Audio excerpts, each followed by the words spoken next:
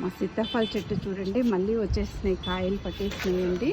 చక్కగా ఇంతకుముందు మీకు చూపించాను కదా, లాస్ట్ ఇయర్ ఎన్ని కాయలు కాసిందో కదా, మళ్ళీ కాయలు పట్టేస్తుందండి. చక్కగాను స్టార్ట్ అయిపోయినాయి అన్నమాట కాయలు. చూడండి అక్కడ మళ్ళీ కిందికి ఇలా పాకుంటూ వెళ్ళిపోతుంది. చూడండి ఇక్కడ కాయలు ఇట్లా చిన్న చెట్టు ఏనండి, అది ఎంత చక్కగా పడుతుందో చూడండి.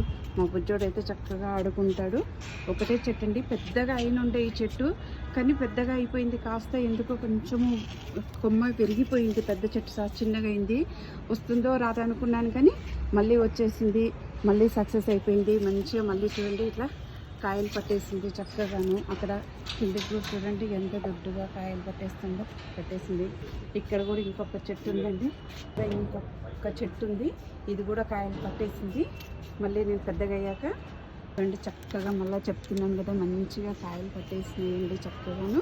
ఇవన్నీ నేను మళ్ళీ మీకు పెద్దగా అయినాక చూపిస్తాను, ఇప్పుడే స్టార్టింగ్ ఉన్నాయి కదా.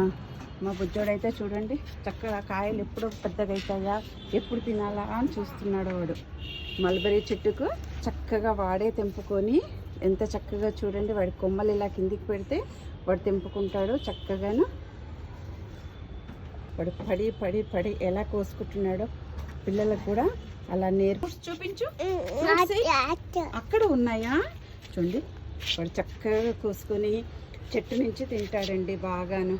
ఎంత చక్కగా చూడండి, పిల్లలకి ఇలా మిద్దె తోటలో అలవాటు చేస్తే కూడా చాలా మంచిగా ఉంటుందండి కదా. ఈ చెట్టుకి లాస్ట్ ఇయర్ ఎన్ని కాయలు కాసిందో కదా, అన్ని కాయలు కాసిందండి. ఎంత పెద్దగా మీకు అన్ని వీడియోస్ చేసి చూపించాను కదా.